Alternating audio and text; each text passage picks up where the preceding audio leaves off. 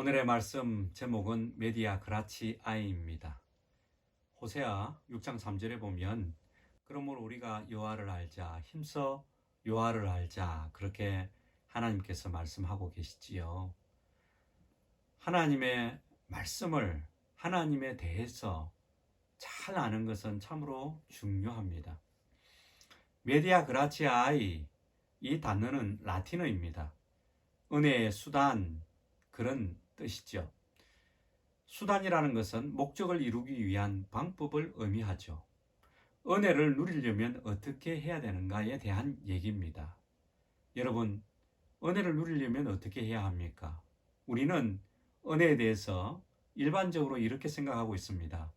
받을 만한 자격이 없는 자에게 하나님께서 베푸신 것이다, 선물이다, 이렇게 우리가 알고 있죠. 그런데 우리가 조금 더 넓은 의미로 은혜에 대해서 알아볼 필요가 있습니다. 일방적으로 하나님께서 흘려보내주시는 은혜가 있고요. 또 하나님의 뜻을 따라서 삶으로 흘러 들어오는 은혜도 있습니다. 구원이라는 것은 하나님께서 일방적으로 우리에게 흘려보내주신 은혜입니다. 우리가 어떤 일을 하고 또 무엇을 어떻게 잘 했기 때문에 주시는 은혜가 아니라 하나님께서 일방적으로 구원을 계획하셨고 일방적으로 구원의 과정을 밟으셨고 일방적으로 구원을 이루어 주신 게 바로 하나님의 구원의 은혜이죠. 이것은 우리의 행함이 아니라 하나님께서 일방적으로 우리에게 부어주신 은혜를 의미하는 것입니다. 에베소서 2장 8, 9절 보면 우리가 하나님의 은혜로 말미암아 구원을 받았다라고 기록되어 있지 않습니까? 우리의 행함이 아니라 하나님의 선물이다. 구원에 대해서 이렇게 말씀하십니다. 구원은 하나님께서 일방적으로 우리에게 흘려보내주신 은혜입니다. 하나님께서 일방적으로 흘려보내주신 은혜도 있을 뿐만 아니라 이제 또 한 가지는 하나님의 뜻을 행함으로 말미암아서 받는 은혜가 있습니다. 예를 들면 성장이라는 은혜가 그렇습니다. 여러분, 성장이 그냥 이루어집니까? 우리가 그냥 가만히 있으면 하나님이 일방적으로 성장시켜 주십니까? 물론 하나님께서 도와주셔서 우리를 성장시키는 게 맞습니다. 그러나 성장이라는 은혜는 반드시 하나님의 뜻에 우리가 협력을 해야 성장이라는 은혜를 누릴 수 있게 되는 것입니다. 빌립보서 2장 13절에 보면 하나님의 기쁘신 뜻을 위하여 너희로 소원을 두고 행하게 하신다. 그렇게 말씀하십니다. 하나님이 기뻐하시는 뜻을 위해서 우리로 하여금 행하게 하신다 말씀하시죠. 그것도 하나님께서 소원을 두고 행하게 하신다. 그렇게 말씀하십니다. 우리가 행하게 하신다는 것은 우리의 시간이 필요한 것이고 우리의 의지가 필요한 것이고 우리의 마음이 필요한 것이지요. 하나님의 뜻은 하나님의 기쁘신 뜻을 우리가 행하는 것입니다. 그렇다면 그 안에는 우리의 의지가 반드시 들어가야 하는 것이죠. 우리의 노력이 반드시 들어가야 한다는 것입니다. 요즘 에베소서 우리가 암송을 하고 있지 않습니까? 에베소서에 보면 4장 13절에 보면 하나님 아들을 믿는 것 그리고 아는 것 이것에 하나가 되어서 온전한 사람을 이루길 원한다는 말씀이 있습니다. 믿는 것도 필요하지만 또 하나는 알아야 한다. 하나님을 알고 예수님을 알아가야 한다. 그래야 온전한 사람이 될 수 있다. 성장하고 성숙된 사람이 될 수 있다. 그렇게 하나님께서 말씀하시는 것이죠. 안다는 것은 우리의 시간과 노력과 부지런함 또 우리의 의지가 반드시 결부되어야 가능한 것입니다. 이것이 하나님의 뜻이고 이 하나님의 뜻에 우리가 협력할 때에 성장이라는 은혜가 우리에게 임할 수 있는 것입니다. 은혜의 수단이라고 하는 책에 보면 여러 가지 내용들이 있습니다. 은혜를 받기 위해서 필요한 내용들이 나오지요. 그 중에 하나가 말씀입니다. 하나님은 말씀을 잘 알기를 원합니다. 말씀을 통해서 하나님을 알기를 원합니다. 요한을 힘써 알자라고 말씀하셨지 않습니까? 말씀은 우리에게 필수 불가결한 은혜를 받는 수단입니다. 여러분, 에베소서 4장에 보면 말씀을 놓칠 때, 말씀을 잃어버릴 때, 말씀을 멀리할 때 나타나는 현상이 있습니다. 그것은 믿는 사람들이 하나님을 믿는다고 하지만 세상 풍조, 교훈에 휩쓸려서 살아가게 되어 있다라고 말씀하십니다.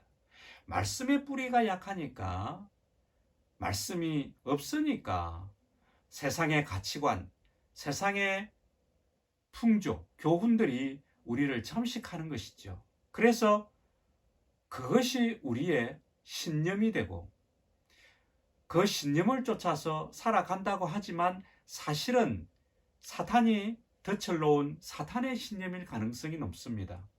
말씀을 멀리하고 말씀을 가까이 하지 않으면 사탄의 신념 속에서 우리가 사탄의 노예로 살아갈 수밖에 없는 것이 되지요.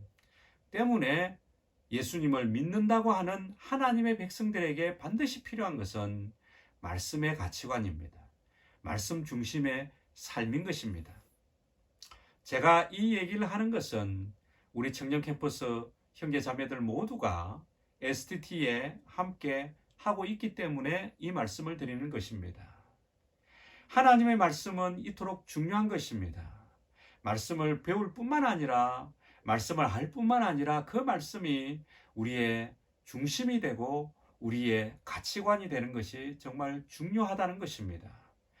가치관으로 형성될 때에 그때 우리의 삶은 바뀌게 되어 있습니다. 마태복음 4장 4절에 보면 예수님께서 말씀하십니다. 하나님의 말씀으로 살리라 말씀하셨습니다. 우리가 영적으로 살아갈 수 있는 비결, 하나님의 말씀 안에 있어야 한다는 것이죠. 말씀의 가치관이 필요한 것입니다. 디모데후서 3장 17절은 또 뭐라고 하십니까? 하나님의 사람으로 온전케 되는 비결이 어디에 있다고 말씀하십니까? 모든 선한 일을 행할 힘이 어디에 있다고 하십니까? 그것은 하나님 말씀에 있다라고 성경은 기록하고 있습니다. 말씀이 우리를 살립니다.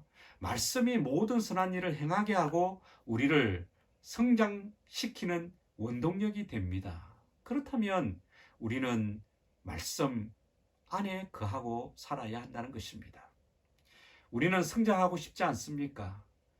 하나님 안에서 영적으로 성장하기를 원한다면 하나님의 뜻과 협력해야 성장의 은혜를 누릴 수 있게 되는 것입니다. 잠언 3장 1절에 보면 유아의 율법을 잊어버리지 말아야 한다 말씀하십니다. 잠언 4장 2절에 보면 유아의 율법을 떠나지 말아야 한다 말씀하십니다. 유아의 법을 잊어버려서도 안 되고 유아의 법을 떠났어도 안 되는 것입니다. 이번 STT 여름 방학 기간에 청년 여러분 여러 가지 하고 싶은 것들이 참 많을 겁니다. 우리는 구원의 은혜를 일방적으로 받았습니다. 그러나 성장의 은혜는 일방적으로 흘러 들어오는 것이 아닙니다. 하나님의 뜻에 우리가 협력할 때에만 성장의 은혜가 있다는 것입니다. 여러분, 영적으로 살아있는 삶이 되길 원하십니까? 영적으로 모든 선한 일을 할 수 있는 능력이 구비된 성숙된 사람이 되기를 원하십니까? 에베소서 4장 13절에 나와 있듯이 영적으로 성숙된 사람의 모습으로 살기를 원하십니까? 그러면 여호와를 힘써 알아야 합니다. 말씀을 마태복음이라는 말씀을 우리가 배우고 있지 않습니까? 말씀을 알고 말씀을 품고 또 그 말씀을 경험하면서 그 말씀이 우리의 가치관이 되고 또 그 말씀을 통해서 우리가 성장하고 성숙된다면 그 안에 하나님께서 주시고자 하는 놀라운 깊은 은혜를 이번 방학 때 여러분께서 우리가 누릴 수 있게 될 것입니다. 여러분 말씀 안에 깊이 있게 거해 봅시다. 그리고 성장합시다. 성장하는 하나님의 은혜를 누려봅시다. 우리 모두가 파이팅해서 8월달까지 함께 가는 그런 은혜가 있기를 축복합니다. 기도하겠습니다. 하나님 아버지 감사합니다. 오늘 메디아 그라치아이 은혜의 수단에 대해서 함께 나누었습니다. 특별히 말씀이 얼마나 중요한지를 나누었습니다. 우리가 말씀을 알고 말씀을 품고 말씀을 경험함으로 더욱더 예수 그리스도를 닮게 하시고 선한 일 행하기에 부족함이 없는 하나님의 사람으로 성장하고 성숙되어져가는 말씀 중심의 가치관이 분명히 정립되는 확립되는 은혜가 청년 캠퍼스 형제자매들에게 임할 수 있도록 축복하여 주시옵소서. 감사를 드리옵고 예수님의 이름으로 기도합니다. 아멘. 이제 개인적으로 시간을 갖겠습니다. 하나님과 뜨겁고 또 하나님을 기쁨으로 만나는 귀한 은혜의 기도 시간 되기를 축복합니다. 감사합니다.